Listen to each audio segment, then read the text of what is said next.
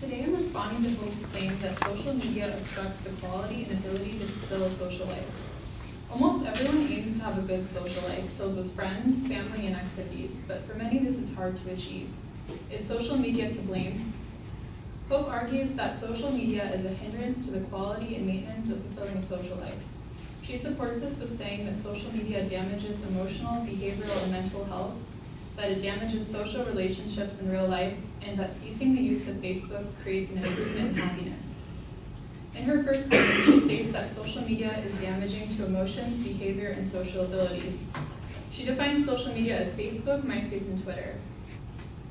I challenge her definition, and I'd like to point out that social media goes far beyond these three.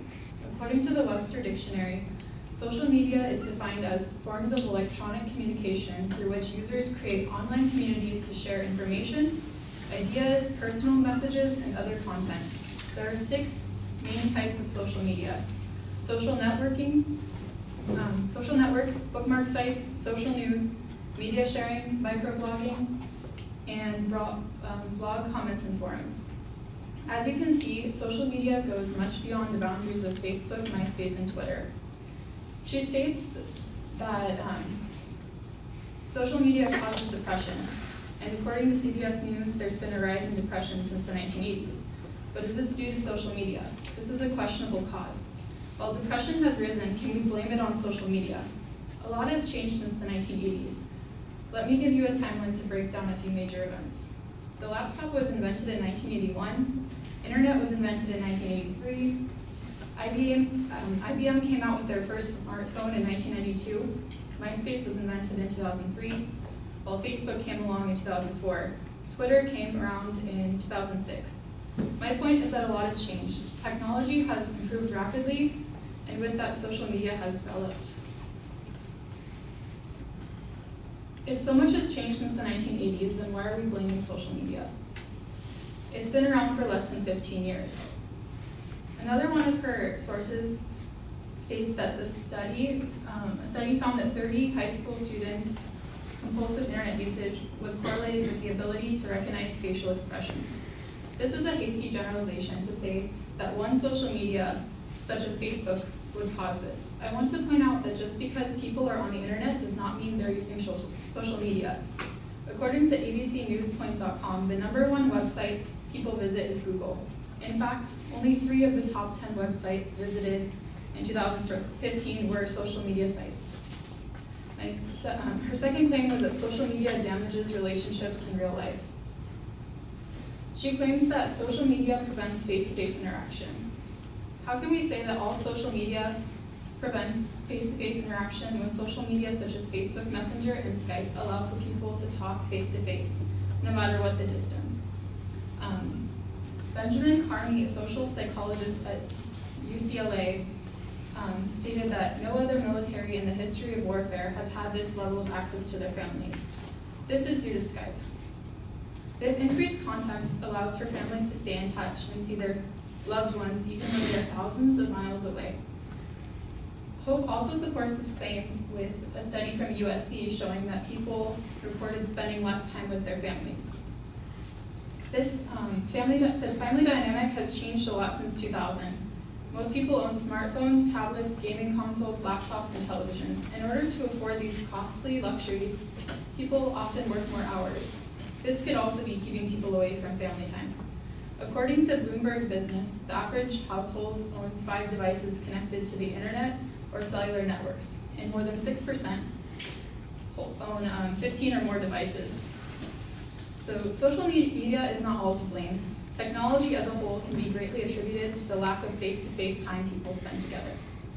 Her third claim was that stopping the use of Facebook creates a significant increase in happiness. The only evidence provided was a study by the Happiness Research in Denmark that found people were 7 times happier when they gave up Facebook for a week. My question is, how is happiness measured? Happiness can be caused by many things. What makes one person happy may not do the same for another. How can we rate our happiness and attribute it to one small factor? The truth is we can't. Happiness is dependent on many factors. In conclusion, there's no direct link between social ineptitude and the usage of social media. Something as complex as serious depression cannot be caused by one factor, and therefore we cannot blame it on just these 3 websites. Social media creates a social environment in which communities come together to support each other. Their ideas and common interests. It also allows people from long distances to stay connected, strengthening their relationships. Social media can greatly increase the quality of a person's social life.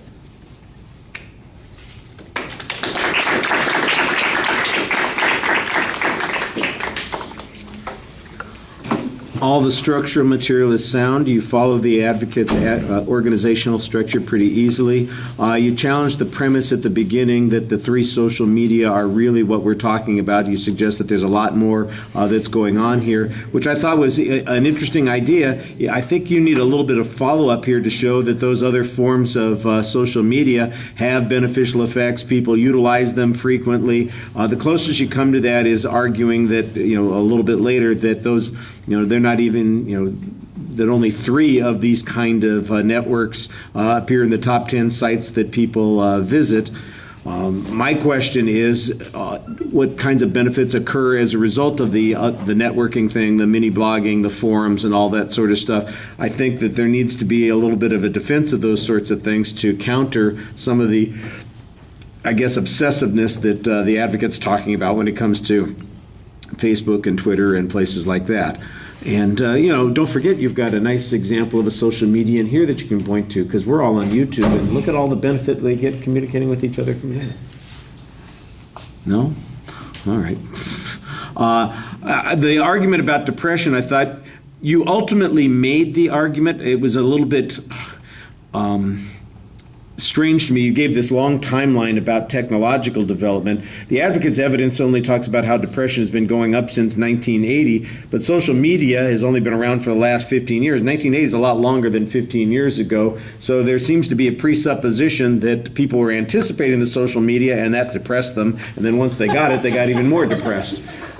That, I think, is a bit of a problem, because they haven't really offered any proof on that. This is a simple correlation that they are making an inference from that is very problematic, and I think that illustrates the problem with that. On the second point, this is where you did one thing that I was suggesting that needed to do up above, and that's where you talk about what the benefits of these are for other people. In particular, you've got the military example that it says, it's got to reduce the strain on people and the personnel. They're working on the other side of the world. They're far away from their families, but they can still stay in contact. They see people. They talk to them on a regular basis. We have the most connected military of all situations at all time, and I think that there's probably good reason to believe that has beneficial effects. And the happiness argument at the end, I thought you've got a reasonable press on this. I think I might also be a little careful about making an inference from a single study on this. And this might be a good place for a little bit of counter evidence about some of the things that make people happy on social media. I'm so happy to see puppies playing on Facebook, or